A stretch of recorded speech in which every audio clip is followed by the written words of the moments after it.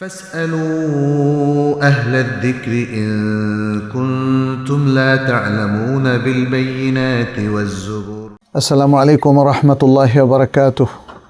الحمد لله رب العالمين والصلاة والسلام على نبينا محمد وعلى آله وأصحابه أجمعين.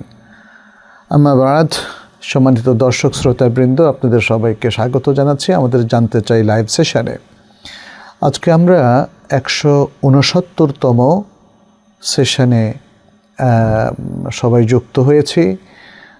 আমরা আশা করছি এই সেশনে আপনাদের বেশ কিছু প্রশ্ন নেব এবং আপনাদের লাইভে করার কিছু প্রশ্ন আমরা নেওয়ার চেষ্টা করব। আল্লাহর কাছে শুরুতেই তৌফিক কামনা করছি। ফাকুলু ওয়াবিল্লাহি তৌফিক।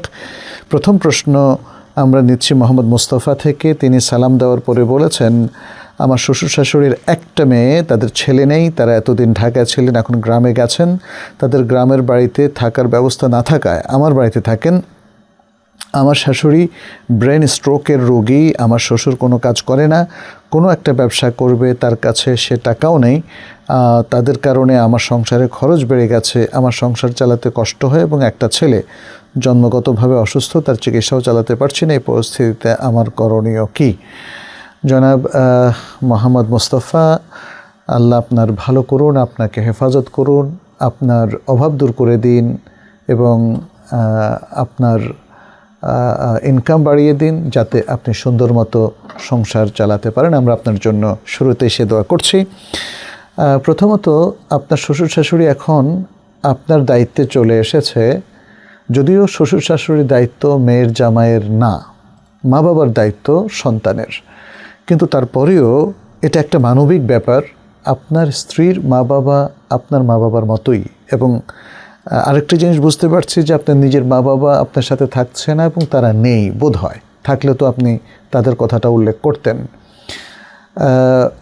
মা বাবা যদি আপন মা বাবা থাকেন, তাদের দায়িত্ব আপনার এক নম্বরে প্রায়োরিটি, এটা আমাদের মনে রাখতে হবে। শ্বশুর শাশুড়ি এখানে অসহায় অবস্থায় আপনার কাছে এসছেন, অতএব তাদের দায়িত্ব আপনি নিয়েছেন। এটাও খুবই প্রশংসনীয় একটা বিষয়। আপনি কষ্ট করে সংসার চালাচ্ছেন, আপনজনের মতোই শ্বশুর শাশুড়ি দেখাশোনা করছেন, এটাও খুব প্রশংসনীয়। এবং আমরা মনে করি যে আপনি এর জন্য কোনো মনে কষ্ট রাখবেন না, স্ত্রীকে কোনো অনুযোগ দেবেন না, স্ত্রীকে কোনো খোঁটাও দেবেন না যে তোমার বাবা মার জন্য আমার এত কষ্ট হচ্ছে। মনে রাখবেন, মানুষ তো মানুষের জন্যই কাজ করে, তাই না?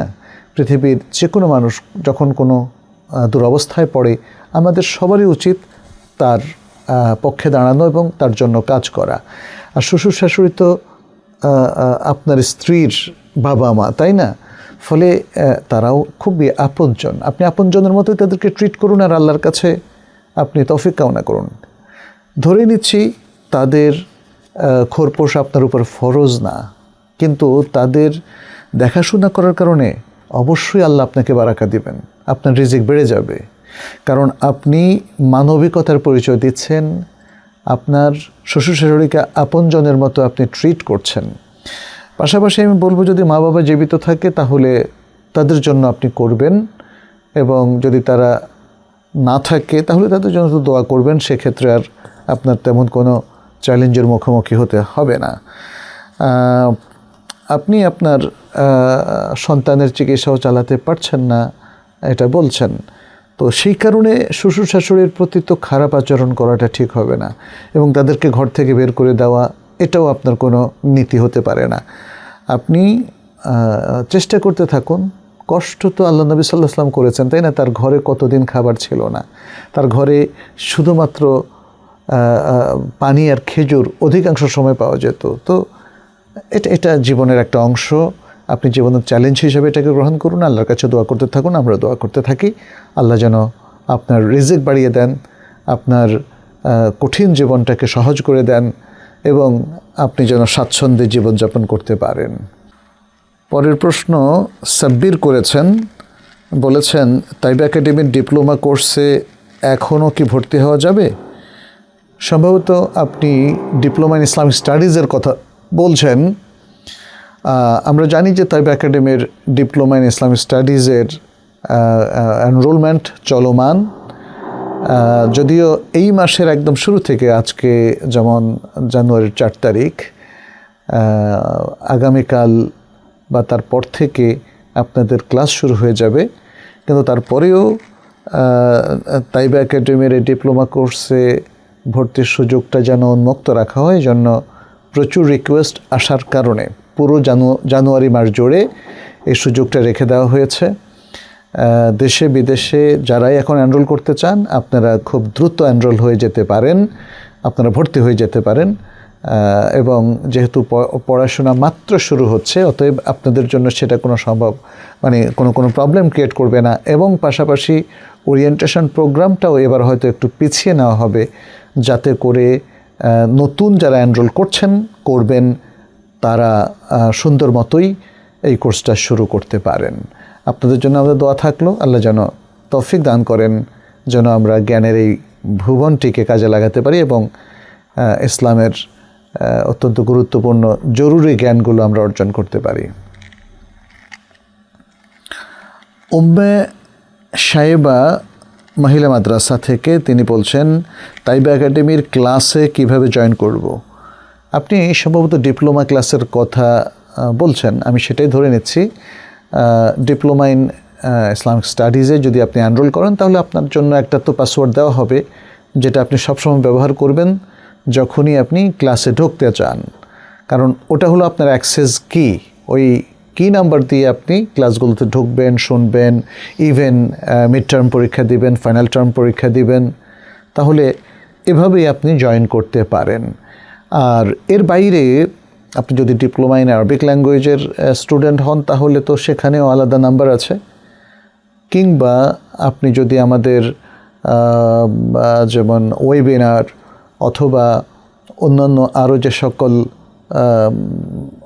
ক্লাসগুলো হয়, লাইভ ক্লাসগুলো হয় কিংবা প্র্যাকটিস ক্লাসগুলো হয়, এগুলোতে আপনি যদি ঢুকতে চান, তাহলে আপনি ইনস্ট্রাকশন ফলো করবেন। যে ইনস্ট্রাকশানটা আপনাদের জন্য কমনলি দেওয়া হয় আপনার হোয়াটসঅ্যাপ গ্রুপে অথবা ইমেইলে কিংবা আপনার ইনবক্সে এগুলো পাঠিয়ে দেওয়া হয়।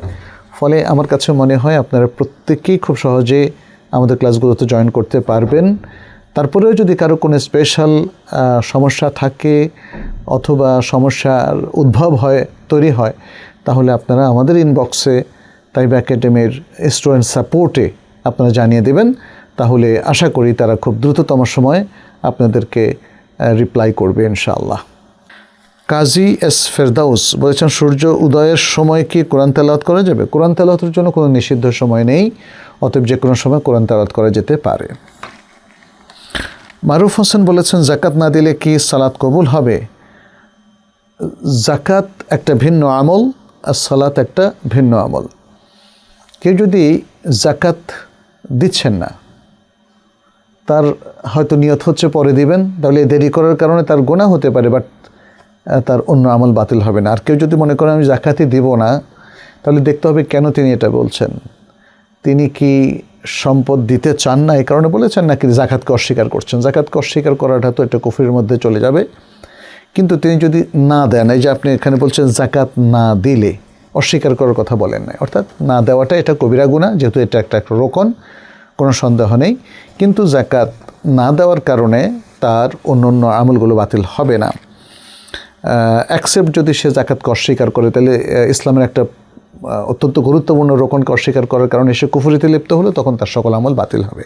কারণ কুফরি সকল আমলকে বাতিল করে, শিরক সকল আমলকে বাতিল করে। এখানে সালাতের ব্যাপারটা উল্টা। সালাত তরক করাটা কুফরি, যেহেতু নবী সাল্লাল্লাহু আলাইহি ওয়াসাল্লাম নিজেই এই ভার্ডিক্টটা দিয়েছেন।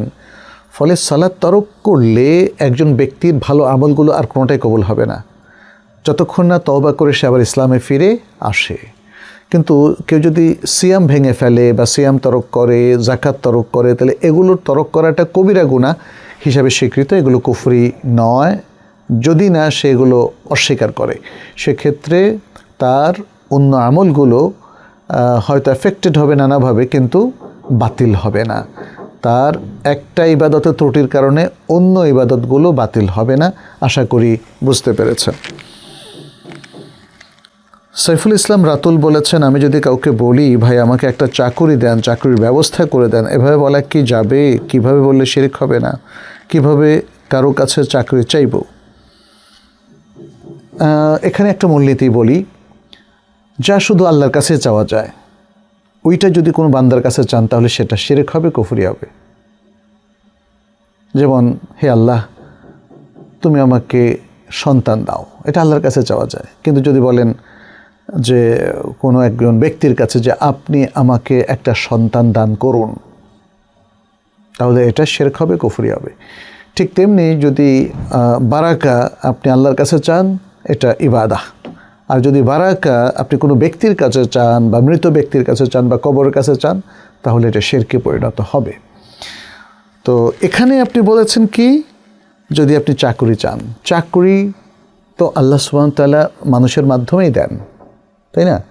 অতএব কোনো কোম্পানির কাছে গিয়ে যদি আপনি কোম্পানির সিইওকে বা এমডিকে বলেন বা চেয়ারম্যানকে বলেন আমাকে একটা চাকরি দেন, তিনি সেটা দিতে পারেন। তিনি হয়তো একটা চিঠিতে লিখে যে হ্যাঁ তাকে চাকরি দেওয়া হলো। ফলে এটা কেন শিরক হবে ভাই? এটার সাথে তো শিরকের কোনো সম্পর্ক নাই।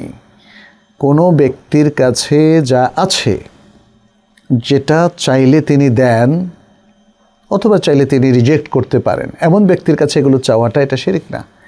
এক ব্যক্তি ওড়ার মধ্যে কমলা নিয়ে বসেছে, আপনি বললেন ভাই আমাকে একটা কমলা দেন, এটা তো শিরক হবে না। এক ব্যক্তি কলম বা পেন্সিল বিক্রি করতেছে, আপনি তাকে বললেন ভাই আমাকে একটা পেন্সিল দেন বা আমার কাছে বিক্রি করেন, এগুলো শিরক হবে না।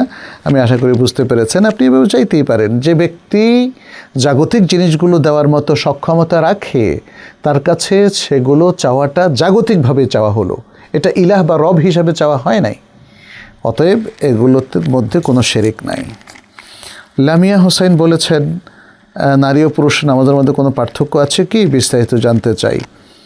প্রথমত, নামাজের মৌলিক যে নীতিমালা, এটা common for male and female, পুরুষ মহিলা সবার জন্য কমন। প্রত্যেকটা আমল তাদেরকে করতে হবে। আল্লাহু আকবার বলে নামাজ শুরু করা, সূরা ফাতিহা পড়া, দাঁড়িয়ে ফরজ সালাতগুলো বাধ্যতামূলক পড়া, তারপর সূরা মেলানো, রুকু করা, রুকুর আগে রাফেল ইয়াদাইন করা, রুকু থেকে উঠে রাফেল ইয়াদাইন করা, তারপর সোজা হয়ে দাঁড়ানো, এরপর সেজদায় যাওয়া, আজকার যা যা আছে যেভাবে পুরুষ পড়ে সেভাবে মহিলা পড়বে। তাহলে মৌলিক নীতিমালার দিক থেকে আমরা বলবো নারী পুরুষের সালাতের মধ্যে পার্থক্য নাই। বরং পুরুষরা যেভাবে রুকু করবে নারীরাও সেভাবে রুকু করবে, পুরুষরা যেভাবে সিজদা করবে নারীরাও সেভাবে সিজদা করবে। রাসূল সাল্লাল্লাহু আলাইহি ওয়াসাল্লাম কমনলি বলেছেন, সাল্লু কামা রাআইতুমুনি উসাল্লি, আমাকে তোমরা যেভাবে সালাত আদায় করতে দেখছো তোমরা সেভাবে সালাত আদায় করো। এটা নারী পুরুষ উভয়ের জন্য সমান। তাহলে এই যে তাশাহুদে বসার সিস্টেমটা উভয়ের জন্য সমান, হাত রাখার সিস্টেমটা উভয়ের জন্য সমান, বুকে হাত বাঁধার যে বিষয়টা উভয়ের জন্য সমান, আদকারগুলো পড়া, সূরা ফাতিহা যে জায়গায় পড়বে পুরুষও সেখানে পড়বে, নারীও সেখানে পড়বে, তাহিয়া, তাশাহুদ, দরুদ, সালাম ফেরানো সবই তো সমান। তাহলে আমি ঠিক জানি না কেন এই প্রশ্নটা আসছে। নারীদের মধ্যে তাদের পর্দা প্রশিক্ষণটা বেশি করতে হয়।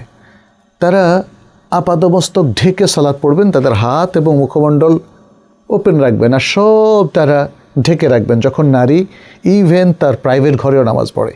আর যদি নারী পরপুরুষের সামনে নামাজ পড়ে তখন তো তার মুখ ঢাকতে হবে, হ্যাঁ।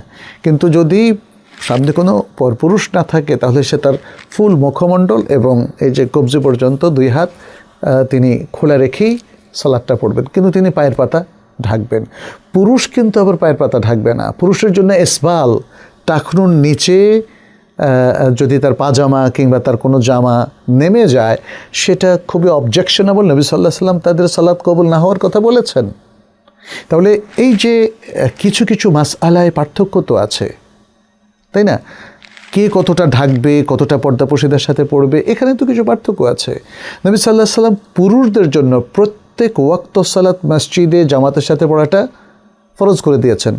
নারীদের জন্য বলেছেন ওবয়ুতুহুন্না খায়রুন লাহুন্না, তাদের ঘর তাদের জন্য উত্তম। তাহলে এটা মৌলিক সালাতের যে ফরম্যাট সেখানে নয়, বরং কিছু কিছু হুকুম আহকামের ক্ষেত্রে নারীদের জন্য কিছু অতিরিক্ত হুকুম রয়েছে, পুরুষদের জন্য কিছু অতিরিক্ত হুকুম রয়েছে। অতএব আমি আশা করছি আপনি ঠিক মতোই হয়তো আইডেন্টিফাই করতে পেরেছেন যে নারী এবং পুরুষের মৌলিক নামাজের নীতিমালার ক্ষেত্রে, ফরম্যাটের ক্ষেত্রে কোনো পার্থক্য নেই। পার্থক্য যদি থেকে থাকে সেটা তাদের সতর ঢাকা, তাদের মানে জমাতে নামাজ পড়বে কি পড়বে না, মসজিদে আসবে কি আসবে ইত্যাদি বাহ্যিক কিছু ব্যাপারে তাদের পার্থক্য আছে, অন্যথায় আর কোনো পার্থক্য নেই। মোহাম্মদ গোলাম রাব্বি বলেছেন, যেসব ইয়েতিমখানা মাদ্রাসায় বেদাতি কর্মকাণ্ড চলে, বেদাতি শিক্ষক দ্বারা পাঠদান হয়, এমন প্রতিষ্ঠানগুলো আর্থিক সাহায্য চাইলে কি সাহায্য করা যাবে? বেদাতের সাহায্যকারী হিসাবে গুনাহ হওয়ার সম্ভাবনা আছে কিনা? আমি প্রথমত বলবো ভাই গোলাম রাব্বি, এতিমখানা এবং মাদ্রাসা আমরা বেদাত প্রতিষ্ঠিত করব এই নিয়তে কেউ এতিমখানাও বানায় না এবং মাদ্রাসাও বানায় না। তবে সব মানুষ তো সমান না। অনেক মানুষ না জেনে বেদাত করে, আবার অনেক মানুষ জেনে বেদাত করে। আবার অনেক মানুষ আছে যারা কিছু ফেরকা তৈরি করে নিয়েছে, বিভিন্ন দল, উপদল ইত্যাদি। তাদের কাজই হচ্ছে বেদাত চর্চা করা। কবর ভিত্তিক বেদাত আছে, দরগা ভিত্তিক বেদাত আছে, তারপরে ইবাদত ভিত্তিক বেদাত আছে, এরকম নানা ধরনের বেদাত আছে। যারা বেদাত তৈরিতে মাশহুর হয়ে গেছেন এবং বেদাতের দিকে আহ্বান করছেন, সেই সব লোকদের কে যদি আপনি হেল্প করেন একটা মসজিদ বানানোর জন্য, তাহলে তো এটা অবজেকশনাবল।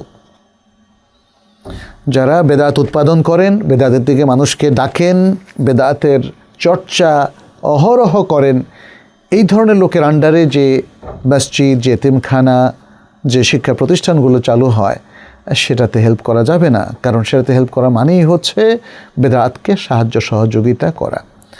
কিন্তু যাদের ব্যাপারে আমরা জানি যে তারা মোটামুটি স্টেবল, ভালো মানুষ, তাহলে তারা যে এতিমখানা করছেন সেটাকে আমি বেদাত কেন ভাববো? তারা যে মসজিদগুলো করছেন সেটার মধ্যে বেদাত হতে পারে বলে আমি আশঙ্কা কেন করব? যারা যে মাদ্রাসাগুলো করছে সে মাদ্রাসায় বেদাত এর পক্ষে পড়ানো হবে বলে আপনি আশঙ্কা কেন করছেন? প্রকৃত উলামায়ে কেরাম তারা বেদাত করে না, তারা সকল ইবাদত দলিল ভিত্তিক পালন করে, তারা একমাত্র আল্লাহর ইবাদত করে এবং আল্লাহর ইবাদত করে কোরআন সুন্নাহ মোতাবেকের বাইরে গিয়ে ইবাদত করে না, ফলে সেটার বেদাত হওয়ার সম্ভাবনা থাকে না। তারপরেও আমাদেরকে যে কোনো প্রতিষ্ঠানে আমি কখনো দান করতে যাই, আমাকে খেয়াল করতে হবে, আমাকে একটু যাচাই করে নিতে হবে যে এই মসজিদটা কারা চালাচ্ছেন। যারা বেদাত উৎপাদন করেন তারা চালাচ্ছেন না, যারা হকপন্থী তারা চালাচ্ছেন, এই মাদ্রাসাটা কে চালাচ্ছেন, এই শিক্ষা প্রতিষ্ঠানটা কে চালাচ্ছেন। এইভাবে আমাদেরকে আসলে একটু ভালো করে দেখতে হবে। এতিমখানা, মসজিদ ইত্যাদি সব প্রতিষ্ঠান ভালো করে দেখতে হবে। যদি দেখি খারাপ লোকেরা এগুলো চালাচ্ছেন বা বেদাতি মনোভাবাপন্ন সম্পন্ন লোকেরা, অথবা এমন লোকেরা যাদের দিনের প্রতি কোনো দরদ নাই, বরং তারা এই পবিত্র জায়গাগুলোর পবিত্রতা রক্ষা করবে না, তারা চালাচ্ছেন, তাহলে সেখানে আমরা আমাদের কোনো সাহায্য সহযোগিতা দেব না। আমরা সাহায্য সহযোগিতা দেব সেই সমস্ত প্রতিষ্ঠানে যেগুলোতে আল্লাহর দ্বীন এবং রাসূল সাল্লাল্লাহু আলাইহি ওয়াসাল্লামের সুন্নাহ সঠিকভাবে পালন করা হয়, নিদেন পক্ষে পালনের চেষ্টা করা হয়। আপনি যদি জেনে বুঝে বেদাতের পক্ষের মানুষদেরকে সাহায্য সহযোগিতা করেন, তাহলে অবশ্যই আপনি বেদাতের সহযোগী হিসাবে গণ্য হবেন। কিন্তু যদি না জেনে করেন অথবা ভুলে ভালে কিছু অ্যামাউন্ট চলে যায়, বাদ বাকি আপনার গুরুত্বপূর্ণ অ্যামাউন্টগুলো আপনি ভালো প্রতিষ্ঠানে দেওয়ার জন্য বদ্ধপরিকর হয়েছেন, কিছু ভুল ত্রুটি হয়ে গেল, আল্লাহ মাফ করবেন বলে আমরা আশা করছি। সামিউল বলেছেন, অজু করার সময় প্রত্যেক অঙ্গ 3 বার করে ধৌত করতে হয়। আমি যদি কোনো একটা অঙ্গ একবার, কোনো অঙ্গ 2 বার ধৌত করি, তাহলে কি আমার অজু হবে? উত্তর হচ্ছে হবে। উলামায়ে কেরামের মধ্যে প্রায় সবাই একমত যে অজু যদি ঠিকমতো করা হয় তাহলে প্রত্যেক অঙ্গ 1 বার করে ধৌত করলেও অজু হয়ে যাবে। এর পক্ষে কিন্তু দলিল আছে। ওসমান ইবনে আফফান রাদিয়াল্লাহু তাআলা আনহুর হাদিসে আমরা দেখি, তিনি যখন বললেন যে একটা পাত্র নিয়ে আসো, এরপর অজু করে দেখালেন, পরে বললেন এভাবে নবী সাল্লাল্লাহু আলাইহি ওয়াসাল্লামকে অজু করতে দেখেছি। সেখানে 3 বার করে বলা হয়েছে। তারপর আব্দুল্লাহ বিন যায়েদের যে হাদিস, সেখানেও 3 বার এবং 2 বার করে বলা হয়েছে। তারপরে ইবনে আব্বাস রাদিয়াল্লাহু তাআলার হাদিস, জাবের ইবনে আব্দুল্লাহ রাদিয়াল্লাহু তাআলার হাদিসে সেখানে অজুর অঙ্গগুলো একবার করে ধৌত করার কথা বলা হয়েছে। তাতে বোঝা গেল যে আমরা যদি প্রত্যেক অঙ্গ 1 বার করে ধুই কিন্তু ধোয়াটা কমপ্লিট হয়, তাহলে অজু ঠিক আছে। প্রত্যেক অঙ্গ 2 বার করে ধুলেও সেটা ঠিক আছে, আবার প্রত্যেক অঙ্গ 3 বার করে ধুলে সেটা আরও ঠিক আছে। সেটাই হলো আকমাল, কমপ্লিট একটা সুন্দর সিস্টেম আমরা ফলো করছি, 3 বার করে নিশ্চিত করছি। যেহেতু নবী সাল্লাল্লাহু আলাইহি সাল্লাম থেকে এভাবে সাব্যস্ত হয়েছে, অতএব আমরা সেটাকে আকমাল এবং সবচেয়ে পরিপূর্ণ সুন্নাহ হিসাবে আখ্যায়িত করব। আর বাকি 2 বার করে যদি কেউ করেন বা 1 বার করে করেন সেটাকে যথেষ্ট বলবো। এখন প্রশ্ন হচ্ছে, কেউ একটা অঙ্গ 3 বার, পরের অঙ্গ 2 বার, পরের অঙ্গ 1 বার, এভাবে এই স্টাইলে করলেন, তাহলে তার অজু শুদ্ধ কিনা? হ্যাঁ, কিছু কিছু হাদিসে আমরা দেখেছি নবী সাল্লাল্লাহু আলাইহি সাল্লাম কোনো অঙ্গ 3 বার, কোনো অঙ্গ 2 বার করে ধুয়েছেন। তাতে বোঝা গেল যে নাম্বারের পার্থক্যে কোনো প্রভাব পড়বে না, বরং প্রভাব পড়বে আপনার যে অঙ্গগুলো ধোয়ার কথা ছিল সেগুলো পূর্ণাঙ্গ রূপে ধোয়া হলো কি হলো না। যদি 3 বারের পরেও দেখা যায় এই যে হাতের কোণের এই পাশটা শুকনো থাকে, তাহলে আপনার 4র্থবার আবার ভালো করে ঘষে সেটা ধুতে হবে। কিন্তু যদি আপনার প্রথমবারেই একদম ভালো মতো ধোয়া হয়ে যায় তাহলে একবারই যথেষ্ট।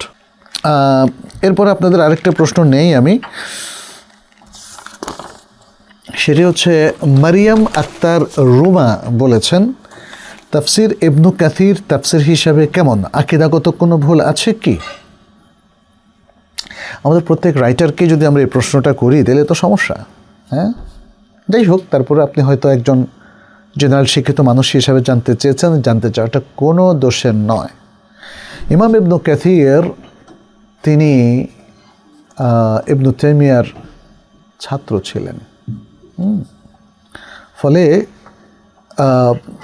ইমাম ইবনু কাসিরকে সাধারণত সালাফের মানহাজের অনুসারী বলে আমরা গণ্য করি, এবং তিনি এমন একজন মানুষ যিনি প্রত্যেকটা ক্ষেত্রে শুদ্ধতার জন্যই সর্বাত্মক চেষ্টা করে গেছেন। এমনকি তাফসির ইবনু কাসিরের মধ্যে যে হাদিসগুলো তিনি নিয়ে এসছেন তাফসিরের সহায়ক হিসাবে, সে হাদিসগুলোতেও আমরা দেখি যে তিনি সহিহ হাদিসগুলোকে একদম স্পষ্ট করে উল্লেখ করেছেন, আর যদি কোনো হাদিস দাঈফ থাকে সেটাও তিনি উল্লেখ করেছেন। তাহলে আমরা মোটা দাগে বলবো ইবনু কাসির রাহিমাহুল্লাহ তিনি সহিহ আকীদার একজন মানুষ ছিলেন, তিনি মুহাক্কিক একজন আলেম ছিলেন, একজন মুহাদ্দিস ছিলেন, একজন ঐতিহাসিক এবং মুআররিখ ছিলেন, এবং একজন ইসলামের অত্যন্ত মুহাক্কিক পাণ্ডিত্যপূর্ণ জ্ঞানের অধিকারী ব্যক্তি ছিলেন, মুফাসসির ছিলেন। তো এই জন্য আমরা তাকে সেভাবে ট্রিট করব। তবে এর মানে এই নয় যে তার তাফসিরের মধ্যে কোনো ত্রুটি খুঁজে পাওয়া যাবে না। কোনো হাদিসের যদি তাসহিহের ক্ষেত্রে তিনি একদম নির্ভুল ছিলেন এটাও বলা যাবে না। কিন্তু এগুলো খুবই নগণ্য, সামান্য। কেউ যদি ধরতে পারেন সেটা বলবেন। আমাদের জানা মতে আমরা জানি যে আমাদের ওলামায়ে কেরাম তার হাদিসগুলোকে তাহকিক করেছেন এবং তার তাফসিরকে মুখতাসার করেছেন, এবং সবাই তার তাফসিরের অথেন্টিসিটি এবং বিশুদ্ধতা সম্পর্কে প্রায় একমত হয়েছেন। ফলে তাফসির ইবনু কাসির সারা বিশ্বে নির্ভরযোগ্য একটি তাফসির বলে গণ্য হয়েছে। রাকিবুল ইসলাম তিনি ইন্ডিয়া থেকে বলছেন, আমার স্ত্রী মাঝে মধ্যে আমার মুখের উপর কথা বলে, এতে কি ওর গুনাহ হবে? ভাই রাকিবুল ইসলাম, সংসারের বিষয়গুলো কি নিজেরাই সেরে ফেলা যায় না? আপনার স্ত্রী আপনার মুখের উপর কেন কথা বলে এটা তো একটু দেখা প্রয়োজন, তাই না? আপনি কি তাকে কোনো পাত্তাই দেন না? তিনি তো আপনার একজন প্রিয় মানুষ, তাই না? স্ত্রী মানেই হচ্ছে প্রিয় মানুষ। তাহলে তাকে তার সম্মান কি আপনি দিচ্ছেন, নাকি তাকে উপেক্ষা করছেন? তার অধিকার কি আপনি রক্ষা করছেন, নাকি তার অধিকার ক্ষুণ্ণ করছেন? আপনি কি তাকে মানুষ হিসাবে মর্যাদা দিচ্ছেন, তার মতের প্রতি রেসপেক্টফুল থাকছেন, নাকি থাকছেন না? যদি না থাকেন, যদি একের পর এক আপনিও ভুল করেন, তাহলে তিনিও তো একজন মানুষ, রক্তে মাংসে গড়া মানুষ। তিনি আপনার মুখের উপরে কথা বলে ফেলতেই পারেন। সেক্ষেত্রে আপনাকে ধৈর্যের সাথে এটা মোকাবেলা করতে হবে। আপনার যদি ফোকাসটা হয়, আচ্ছা আমার স্ত্রী তো দুর্বিনীত, সে আমার কথা শুনে না, আমাকে বকাঝকা করে, মুখের উপর কথা বলে, তাহলে তোর অনেক গুনাহ হচ্ছে। আপনি যে খুব সহজে ক্যালকুলেশনে চলে আসলেন, আপনাকে আরেকটু ভাবতে হবে। প্রথমত তাকে ক্ষমা করে দেন, যেহেতু সে আপনার প্রিয় মানুষ, আপনার সন্তানের মা, তাকে ক্ষমা করে দেন। দ্বিতীয়ত, আপনি একটু নিজে অ্যানালাইসিস করেন যে সে আমার একজন প্রিয় মানুষ, আমিও তো তার প্রিয় মানুষ, তাহলে সে মুখের উপর কেন কথা বলে? আমার নিজের কি কোনো দোষ আছে? আমি কি তাকে সম্মানজনকভাবে মানে তাকে গ্রিটিংস জানাই অথবা তাকে ট্রিট করি? তার সাথে আমার ইন্টারাকশানটা কি একজন আদর্শবান হাজব্যান্ডের মতো নাকি দুষ্ট হাজব্যান্ডের মতো, তাই না? এগুলো একটু আপনিও চিন্তা ভাবনা করুন, তাহলে আমার মনে হয় আপনি ক্লু পেয়ে যাবেন। আর আপনি নিজের গুণাটা সম্পর্কে বেশি সচেতন হন যে অন্যের অধিকারগুলো ঠিকমতো রক্ষা হচ্ছে কিনা, আপনার পাপ হচ্ছে কিনা। আর আপনার স্ত্রী কোনো ভুল ত্রুটি করলে তাকে বুঝিয়ে দিয়েন, তাকে মাফ করে দিয়েন এবং তাকে একজন আইডিয়াল ওয়াইফ হওয়ার জন্য তাকে আপনি হেল্প করেন। তাহলে দেখবেন যে এগুলো আর থাকবে না ইনশাআল্লাহ। আমার এই কথাগুলো সবার জন্যই প্রযোজ্য ইনশাআল্লাহ, শুধু ভাই রাকিবের জন্য নয়। আমার কাছে মনে হয় এইভাবে যদি ওয়াইজলি আমাদের স্বামী স্ত্রীরা সুন্দরভাবে আচরণ করতে পারত, তাহলে প্রত্যেক সংসারই সুখের হতো, সুন্দর হতো। আমি আপনাদের সবার জন্য দোয়া করি, আমাদের মুসলিম দাম্পত্যগুলোর জন্য দোয়া করি, আল্লাহ যেন তাদেরকে সুখী, শান্তিপূর্ণ, সুন্দর পরিবারের অধিকারী করেন। শিপন তিনি একটা প্রশ্ন পাঠিয়েছেন, শিপন অ্যান শারমিন, সম্ভবত তিনি ইউএসএ থেকে এটা পাঠিয়েছেন প্রশ্নটা। তিনি বলছেন, I work for government in new York. We ফাইলড lawsuit against government for paying us less due to discrimination. We won the case and received money for back pay and damages. We got two amounts. One say salary and one say interest. Is it really interest or haram? আপনার প্রশ্নের মূল কথা হচ্ছে আপনি new York সরকারি চাকরিতে আছেন এবং কোথাও কোনো বৈষম্যের কারণে আপনারা একটা সেখানে সু করেছেন। শেষ পর্যন্ত আপনারা সেই মামলায় জিতেছেন এবং দুটো অ্যামাউন্ট পেয়েছেন। একটাকে স্যালারি বলা হচ্ছে, একটাকে ইন্টারেস্ট বলা হচ্ছে। সম্ভবত ইন্টারেস্ট বলা হচ্ছে যে ব্যাক পে যেটা, এবং ড্যামেজের কথা আপনি বলেছেন যে পেছনের আপনাদেরকে অনেক সাফারিংসের মধ্যে পড়তে হয়েছে, ফলে যে জরিমানাটা হয়েছে তার উপরে ইন্টারেস্ট ধরে সেই ড্যামেজেসের ক্ষতিপূরণ আপনাদেরকে দেওয়া হয়েছে। এখন এটা কি সত্যিকার অর্থে ইন্টারেস্ট বা সুদ কিনা এবং এটা কি আপনাদের জন্য হারাম কিনা, আপনি এই প্রশ্নটা করেছেন।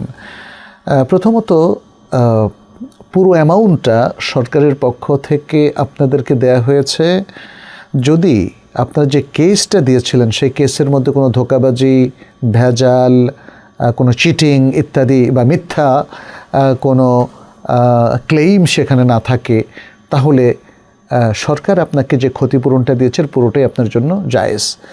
ইন্টারেস্ট আসলে মূলত এক্ষেত্রে ঠিক এটা সেই সুদ নয় যেই সুদটা সময়ের বিপরীতে কারো কাছে লোন হিসাবে ধরিয়ে আরোপ করা হয়, সেটাই হচ্ছে রিবার নাসিআ। আর সাথে সাথে টাকা আদান প্রদানের ক্ষেত্রে যেই অতিরিক্ত টাকাটা নেওয়া হয়ে গেল সেটাও রিবাল ফদল। তো আপনার এই ডেসক্রিপশন অনুযায়ী আমরা যেটা দেখতে পাচ্ছি, এটা রেবাল ফদল এবং রেবান নাসিআ কোনোটার মধ্যেই পড়ে না। তারা একটা ক্যালকুলেশন করেছে আপনার ক্ষতিপূরণটাকে বাড়ানোর জন্য এবং সেক্ষেত্রে তারা ইন্টারেস্ট কথাটা ইউজ করেছে, বাট এটা লিটারালি ইন্টারেস্টের মধ্যে পড়ে না বলেই আমার ধারণা। তারপরেও আপনি নিউ ইয়র্কের লোকাল যে ইসলামিক সেন্টারগুলো আছে, বিশেষ করে আরব ইসলামিক সেন্টার, আপনি সেখানকার কোনো একজন স্কলারকে জিজ্ঞেস করবেন যাতে তিনি ভালোভাবে এটাকে যাচাই বাছাই করে বের করতে পারেন আদৌ এটা ইন্টারেস্ট সুদ নাকি সুদ নয়। যদি সেখানকার লোকাল স্কলার তিনি তার পর্যবেক্ষণে এবং তার গবেষণায় এটাকে সুদ হিসাবে চিহ্নিত করেন, তাহলে আমার কাছে মনে হয় তার কথাটা আপনারা গ্রহণ করে নেবেন, যেহেতু তিনি লোকাল সব কিছু ভালো করে বুঝেন। কিন্তু যদি তিনিও বলেন যে এটা ইন্টারেস্ট নয়, তাহলে তো আপনার জন্য সহজ হয়ে গেল। আর ব্যক্তিগতভাবে আমি আমার এখান থেকে বলছি, এটা একটা প্যাকেজ থোক বরাদ্দের মতো একটা ক্ষতিপূরণ আপনাকে দেয়া হয়েছে, যে কারণে এখানে একটা পোর্শনকে হালাল আরেকটা পোর্শনকে হারাম বলার কোনো সুযোগ নেই।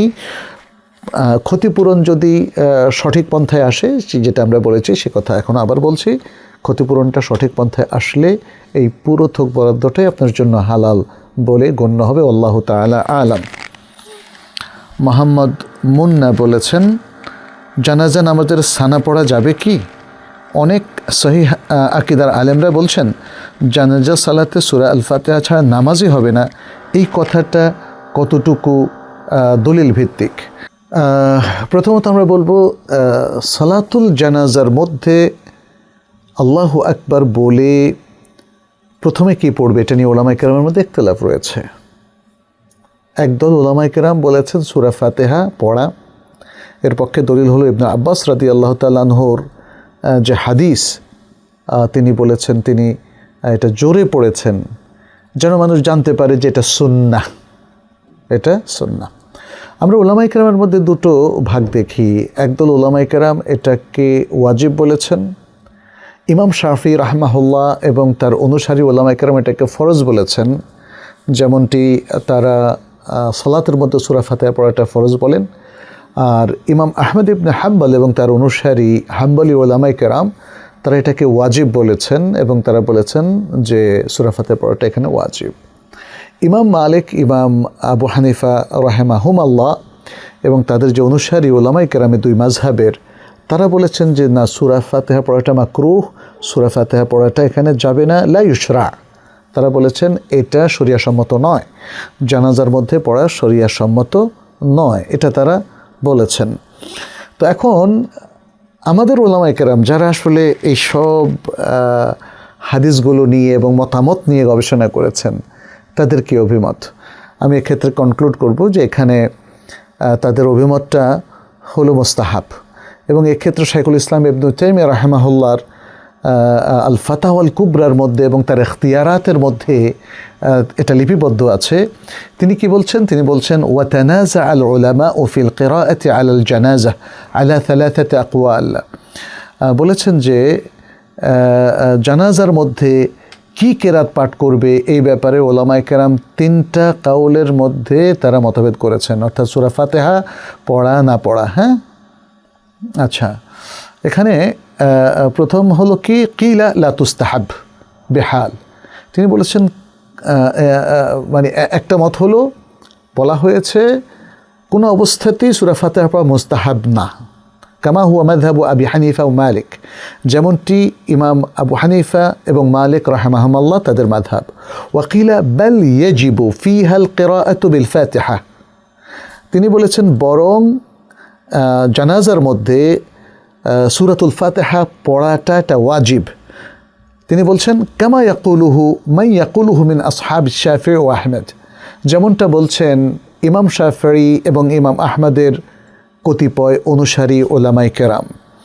ওয়াকিলা, তৃতীয় মতটা হচ্ছে কেউ কেউ বলেছেন বাল কিরাআতুল ফাতিহাতি ফিহা সুন্নাহ, বরং জানাজার নামাজে সূরাতুল ফাতিহা পড়াটা সুন্নাহ। ওয়া ইন লাম ইয়াকরা বাল দাআ বিলা কিরাআ জাযা। শাইখুল ইসলাম ইবনে তাইমিয়া রাহিমাহুল্লাহ বলছেন যদি সে সূরাতুল ফাতিহা না পড়ে বরং সে এর পরিবর্তে যে কোনো একটা দোয়া পড়ে দেয়, কিরাত পড়ল না, বিলা কিরাআ জাযা, এটা জায়েজ হবে। এবং তারপরে তিনি বলছেন ওয়াহাদা হুয়াস সাওয়াব, এটাই হলো সওয়াব, এটাই হলো সঠিক। আচ্ছা, এখানে আমরা অন্যান্য ওলামায়ে কেরামকেও দেখি তারা কি বলছেন ওয়াল্লাযী ইয়াযহার ওয়াল ইলমু ইনদাল্লাহ, আল্লাহর কাছে মূল ইলম, তবে যেটা আমাদের কাছে প্রতীয়মান হয় আন্না কিরাআতাল ফাতিহা রুকনুন ফি সালাতিল জানাজা। এটা একদল ওলামায়ে কেরাম বলছেন যারা রাজে দিচ্ছেন এটা নামাজের মতোই সূরা ফাতিহার মধ্যেও ফরজ, এটা তারা বলেছেন। হ্যাঁ, দলিল হিসাবে তারা উল্লেখ করছেন লা সালাতা লিমান লাম ইয়াকরা বিফাতিহাতিল কিতাব, এটা বুখারী মুসলিমের হাদিস, যে ব্যক্তি সূরা ফাতিহা পড়া ছাড়া সালাত পড়লে তার সালাত হবে না। আচ্ছা, আর এর বাইরে ইবনে আব্বাস রাদিয়াল্লাহু তাআলা আনহুর যেই হাদিসটা আছে যে সুন্নাহ হচ্ছে জানাজার নামাজে নীরবে পড়া, কিন্তু তিনি সরবে পড়লেন। তাকে যখন জিজ্ঞেস করা হলো কেন আপনি জোরে সূরা ফাতিহা পড়লেন, তিনি বললেন লিয়া'লামু আন্নাহা সুন্নাহ, যেন মানুষ জানতে পারে যে এটা সুন্নাহ। এটা সহিহ বুখারীর মধ্যে এসেছে। আচ্ছা, এখানে শেখ সালেহ বিন উসাইমিনের মতেও জানাজার মধ্যে সূরা আল ফাতিহা পড়াটা এটা জরুরি, তিনি উল্লেখ করেছেন। আর আমরা দেখি যে ওলামায়ে কেরামের মধ্যে আরেক দল ওলামায়ে কেরাম এটাকে মুস্তাহাব বলেছেন। আচ্ছা, এখন ব্যাপার হচ্ছে কয়েকটা, মানে এখানে এই যে আমরা বিভিন্ন ওলামায়ে কেরামের মতামত জানলাম না, আমি হয়তো একটা মতকে প্রাধান্য দিলাম, কিন্তু এই যে আমাদের সমাজে এক দল সূরা ফাতিহা না পড়ে জানাজার নামাজ পড়ছে, আরেক দল পড়তেই হবে বলছেন, তাহলে সমাধানটা কি? আমরা একে অপরকে কিভাবে ট্রিট করব? আমি কি বলবো ওনার সালাত হয় নাই আর আমার সালাত হয়ে গেছে, এভাবে ট্রিট করব? নাকি প্রত্যেকে তার নিজ নিজ অবস্থানে আমল করবেন এবং অন্যদেরকে আমরা বাতিল হয়ে গেছে এটা বলবো না? যেটা আমরা ওলামায়ে কেরামের উসলুব এবং তাদের ফাতাওয়া থেকে যেটা আমি দেখতে পাচ্ছি যে অন্যের সালাতকে এটা বাতিল হয়ে গেছে, এটা হয় নাই, এই সালাতটা বেদাআতি সালাত হয়েছে, এই ধরনের কথাবার্তাগুলো বলাটা ফিকহি ক্ষেত্রে আসলে গ্রহণযোগ্য নয়। কারণ আমরা উলামায়ে কেরামের মধ্যে যে আজকের মাসআলার এই পার্থক্যটা তো আজকে না, তাই না? এটা হাজার বছরের উপরে এই পার্থক্যটা হয়ে আসছে, কিন্তু আমরা সেখানে শাফিঈ এবং হাম্বলি মাযহাব যারা বলছেন যে সূরা ফাতিহা জানাজার মধ্যে পড়তেই হবে, তাদেরকে বলতে শুনি নাই যে আবু হানিফা রাহিমাহুল্লাহ এবং মালিক রাহিমাহুল্লাহর তাদের নামাজ জানাজা হয় না, এটা বাতিল অথবা এটা বেদাতি, অথবা তাদের অনুসারীদের নামাজ হয় না, এই মাযহাবের ভিত্তিতে নামাজটা হয় না, এটা বলে নাই। আবার ইমাম মালিক, ইমাম আবু হানিফা রাহিমাহুল্লাহ তাদের যে ফাতাওয়া অথবা তাদের যে অনুসারীরা আছেন তারাও এটা বলেন নাই যে যেহেতু সূরা ফাতিহা আমাদের নিয়মে এটা পড়ার দরকার নাই, যারা পড়ছে তাদেরটা বেদাত, এরকম কোনো ফাতাওয়া তিনি বলেন নাই। বিশেষ করে ইমাম আবু হানিফা, ইমাম শাফিঈ, ইমাম আহমদ রাহিমাহুল্লাহ তাদের যে নামাজ এখানে যে সূরা ফাতিহা পড়তে হবে সেই নামাজকে তারাও কোনো ব্লেম দেন নাই। তাহলে ফিকহি ক্ষেত্রে আসলে দলিলের ইখতিলাফের কারণে এবং আমাদের যে নাযারিয়াত, আমাদের পার্থক্যের কারণে, দৃষ্টিভঙ্গির পার্থক্যের কারণে ফাতোয়া পরিবর্তন হয়ে যায়। আল্লাহ প্রত্যেককেই তার বিবেক, বুদ্ধি, আমল অনুযায়ী ধরবেন। আমরা নিজেরা জাজমেন্টে না যাই। আমরা আমাদের কাছে জিজ্ঞেস করলে আমরা বলবো এইভাবে আপনি পড়বেন যেটা আমাদের কাছে শুদ্ধ, কিন্তু আরেকজনের নামাজ হয় না, তার নামাজ বাতিল, এই ধরনের আক্রমণাত্মক কথাটা আমাদের পরিহার করতে হবে। আচ্ছা, আজকের আরেকটা প্রশ্ন আমরা একটু নিয়ে নেই। মোহাম্মদ ফয়সাল মাহমুদ বলেছেন, আমার ভার্সিটিতে আমার একজন সহপাঠী, তিনি মাজারপন্থী, তাকে বন্ধু বানালে আমি কি কাফের হয়ে যাব? যারা নামাজ পড়ে না তাদের বন্ধু হিসাবে গ্রহণ করলে কি কাফের হয়ে যাব? দেখেন, বন্ধুত্ব তো কয়েক রকমের। কেউ হচ্ছে আমাদের মুখের বন্ধু, সহপাঠী। তাহলে একজন আমার সহপাঠী তো অটোমেটিক হচ্ছে, আমার তো বানানোর এখানে কিছু নাই। এবং এই সহপাঠী ধরেই নিলাম তিনি অমুসলিম, অথবা তিনি নামাজ পড়েন না, অথবা তিনি মাজারপন্থী, ধরেই নিলাম। এখন এই সহপাঠীর সাথে একটু উঠা বসা করলে আমি কেন কাফের হতে যাব? নবী সাল্লাল্লাহু আলাইহি সাল্লাম তো কত কাফেরের সাথে উঠা বসা করেছেন মক্কি জীবনে, তাই না?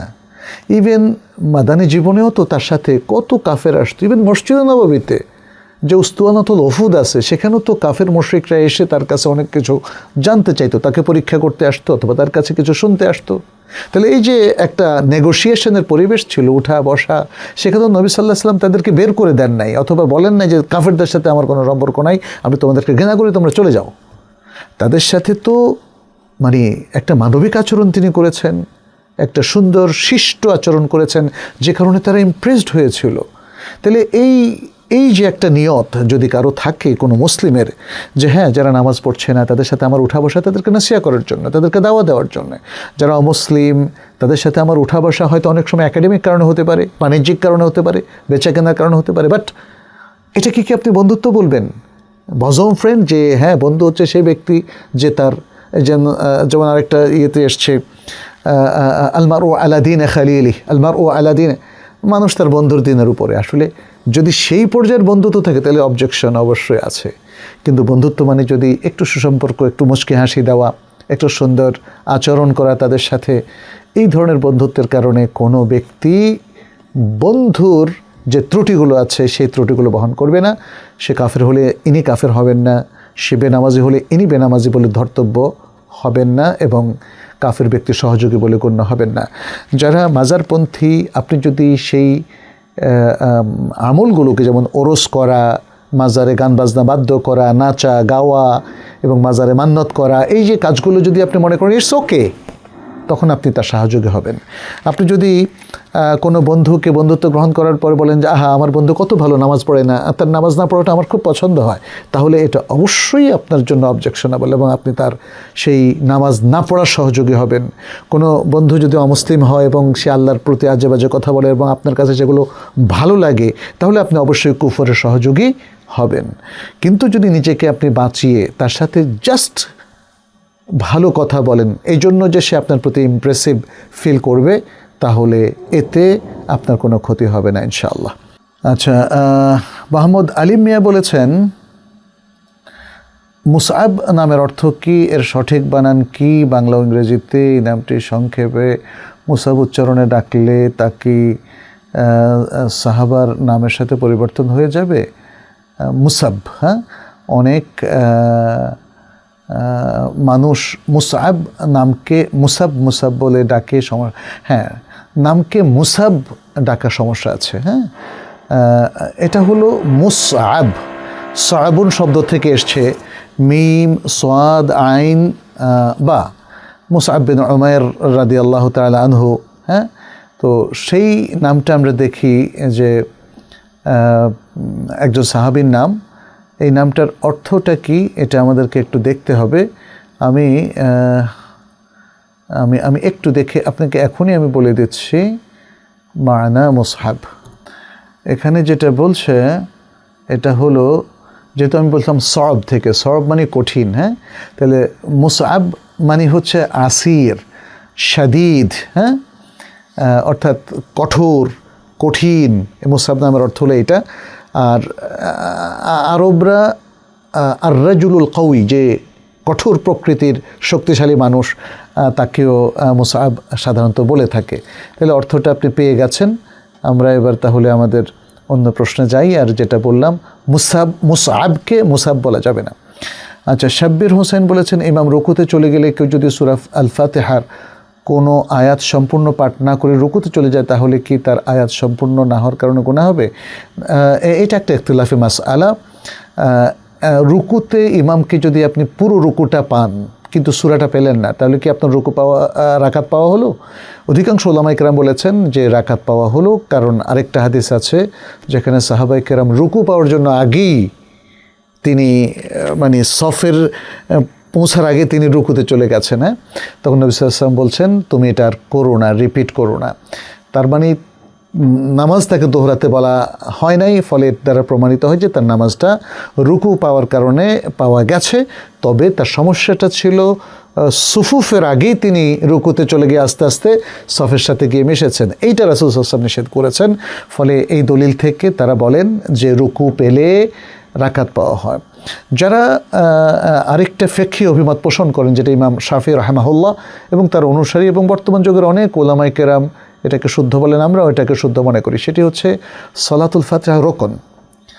অবশ্য প্রত্যেক রাকাতে সালাতুল ফাতিহা পড়তেই হবে। এখন কেউ যদি এই রোকনটা না পান, তাহলে কি তার রাকাতটা পাওয়া হবে? এটা একটা বড় প্রশ্ন।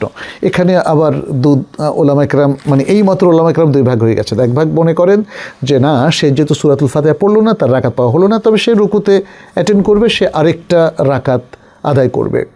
আর আরেকটা মত হচ্ছে যারা ওই যে প্রথম ওই হাদিসের আলোকে তারা বলেন যে না, ঠিক আছে, সূরা আল ফাতিহা রোকন, ফরজ, আমরা এটা মেনে নেই, বাট সে রুকু পেলে রাকাত পাওয়া হয়।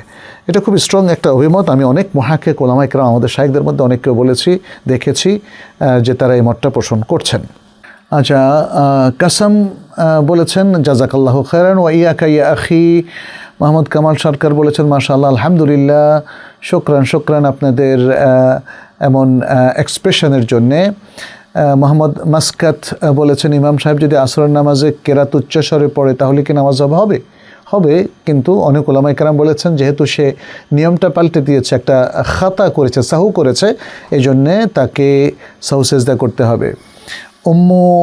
উম্মু তাহাসিন বলেছেন, সময়ত শেখ কীভাবে প্রশ্ন করব জানাবেন ইনশাআল্লাহ। এই যে এইভাবে প্রশ্ন করবেন, যেভাবে আপনি এখন এই মেসেজটা দিলেন, আপনি ইনবক্সে আমাদের কাছে প্রশ্ন পাঠাতে পারেন, ইমেইলে প্রশ্ন পাঠাতে পারেন, আর রিকোয়েস্ট করবেন যেন এই প্রশ্নটা আমাদের জানতে চাই সেশনে তুলে ধরা হয়। ইউটিউব থেকে একটা প্রশ্ন এসেছে, ইহান ট্রেড ইন্টারন্যাশনাল এই প্রশ্নটা করেছেন, বলছেন আমি আপনাদের কোর্সটি করতে আগ্রহী, কিন্তু কমেন্ট বা হোয়াটসঅ্যাপে নক করে কোনো সাড়া পাচ্ছি না। যোগাযোগের ব্যবস্থা এমন হলে তো আমরা উপকৃত হতে পারবো না। এই বিষয়ে কোনো পরামর্শ দেবেন কিনা? অবশ্যই দেব। আমি তাইবা একাডেমির সংশ্লিষ্ট সবাইকে বলবো যে যেন আপনাকে এখনই এবং দ্রুত তারা কানেক্ট করেন, এবং আপনার মতো আরও যারা আছেন তারা যেন ইনবক্সের প্রত্যেকটা কমেন্ট এবং প্রত্যেকটা প্রশ্ন, প্রত্যেকটা রিকোয়েস্ট তারা যেন চেক করেন এবং তারপরে আপনাদের সাথে কানেক্ট করেন, আমি সেটা বলবো। আর আপনাদেরকে বলবো, আপনারা হতাশ হবেন না ভাই। হকের জায়গায় কেউ যদি ঠিকমতো রিপ্লাই না করে, রেসপন্ড না করে, আপনাকে লেগে থাকতে হবে, আপনি লেগে থাকুন ইনশাআল্লাহ। মোহাম্মদ ইব্রাহিম বলেছেন, ঘুমানোর পূর্বের দোয়া জিকিরগুলো এশার পরে পড়া যাবে কি না, নাকি ঘুমানোর আগেই পড়তে হবে? এশার পরে তো আপনি ঘুমিয়ে যাবেন, তাই না? ঘুমের আগে পড়ে নেবেন। আর যদি এশার পরে একটু 2 ঘন্টা পরে আপনি ঘুমাতে চান, তাহলে ঘুমের আগে পড়ে নেবেন। ঘুমেরটা 2 ঘন্টা আগে কেন পড়বেন? হ্যাঁ। দ্বিতীয় প্রশ্ন করেছেন, সেজদা থেকে ওঠার সময় মুষ্টিবদ্ধ করে ওঠার হাদিসটি সম্পর্কে জানতে চাই। সেজদায় আপনাকে মুষ্টিবদ্ধ করতেই হবে এমন হাদিস কি আছে? আমি একটু চেক করি। আচ্ছা, এখানে এটাকে বলা হয় আল কিয়ামু বিনাস সুজুদে ফিস সালাহ, সেজদা থেকে আপনি কিভাবে দাঁড়াবেন। হ্যাঁ, এখন দাঁড়ানোর বিষয়টা হলো এরকম, ইয়াতামিদুল মুসাল্লি আলা ইয়াদাইহি ওয়া বুতুন রাহাতিহিমা ওয়া আসাবিইহিমা আলাল আরদ মা ইবআদে মিরফাকাইহি সুম্মা ইয়াকুম। হ্যাঁ, এখানে যেটা বলছে এটা একটা পদ্ধতি, সেটা হলো সে তার 2 হাতের উপরে এতেমাদ করবে এবং তার আঙ্গুলগুলোর উপরে সে আঙ্গুলগুলোকে জমিনে রাখবে। এখানে এমন কোনো মুষ্টিবদ্ধ করে, আসলে এই যে এইভাবে মুষ্টিবদ্ধ করে উনি সেজদা থেকে উঠবেন কি না, এটা নিয়ে আপনার প্রশ্ন। এই প্রসঙ্গে যে হাদিসের কথা আপনি বলেছেন, এরকম হাদিস তো এখানে সেভাবে আমি এখনও পাইনি। আমরা যদি পাই ইনশাল্লাহ আপনাদের সাথে পরে শেয়ার করব। এখানে আমি সার্চ দিলাম, সেরকম হাদিস এখানে আসলো না। তবে আপনি হাতের উপর ভর করে না হাঁটুর উপর ভর করে উঠবেন, এটা নিয়ে ওলামায়ে কেরামের ইখতিলাফ আছে। কেউ বলছেন হাতের উপর ভর করে, হ্যাঁ, তাহলে হাতটাকে মুষ্টিবদ্ধ করবেন নাকি ছেড়ে রাখবেন। এখানে আমরা দেখতে পাচ্ছি দুটো মতই আছে।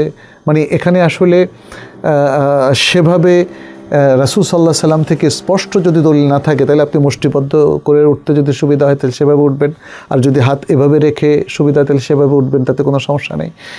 কিন্তু আপনি কি হাঁটুর উপরে ভর করে উঠবেন না হাতের উপর ভর করে, এটা নিয়ে আমরা জানি যে ওলামায়ে কেরামের বিখ্যাত আলোচনা আছে। সেটা যেহেতু আপনার প্রশ্ন নয়, আমরা সেখানে সেটা আলোচনা করব না। এটা আমি আমার ফিকহুস সালাহ বইতে আমি আলোচনা করেছি, আপনারা সেখান থেকে দেখে নেবেন। ফিকহুস সালাহ তাইবা একাডেমির প্রকাশিত একটা বই, যেখানে আমরা সহিহ হাদিসের ভিত্তিতে পুরো সালাতকে আমরা তুলে ধরেছি। প্রিয় দর্শক, আজকে আমরা এখানেই রাখতে চাই। আজ এ পর্যন্তই। আল্লাহর কাছে দোয়া করি তিনি যেন আমাদের আমলগুলোকে কবুল করেন, এবং যে ভালো ভালো কথাগুলো আমরা বলার চেষ্টা করেছি সেগুলো যেন আমরা শুনে আমল করতে পারি, এবং যদি কোনো ভুল ত্রুটি হয়ে থাকে আল্লাহ যেন আমাদেরকে ক্ষমা করে দেন। এতটুকু বলে আজকের মতো এখানে শেষ করছি। হাদা সাল্লাল্লাহু ওয়াসাল্লাম আলা নবিয়িনা মুহাম্মদ ওয়া আলা আলিহি ওয়া আসহাবিহি আজমাইন। ওয়াসসালামু আলাইকুম ওয়া রাহমাতুল্লাহি ওয়া বারাকাতুহু।